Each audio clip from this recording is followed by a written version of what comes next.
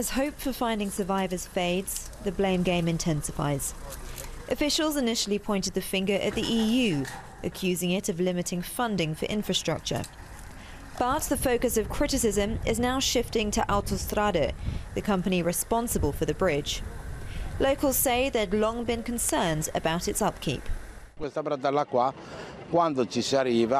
drive on this motorway and it's full of traffic, we automatically try to go over it fast. Because, touch wood and crossed fingers, we go over it fast, hoping it doesn't come crashing down. Autostrade insists its maintenance checks were up to date, but that hasn't stopped ministers threatening fines, calling for resignations and promising to revoke its operating licence. They include Italy's new populist interior minister. Entire chunks of highway cannot collapse like this, and people cannot die like this in 2018.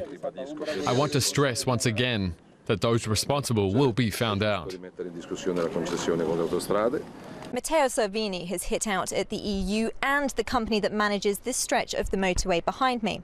But for many people here, anger and blame will only go so far. They want to know what happens next, crucially how this young government plans to prevent a tragedy like this from happening again. The blame game that's playing out here is doing little to help those suffering the consequences of this catastrophe.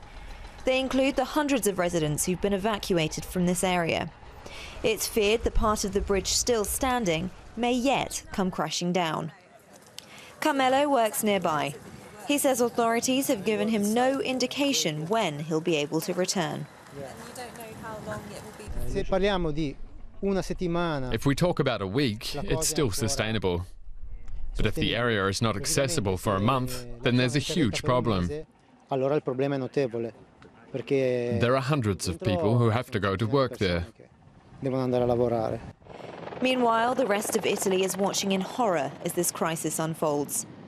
The disasters raise serious questions about the safety of Italy's roads and bridges, with many asking, if this can happen here, where's next?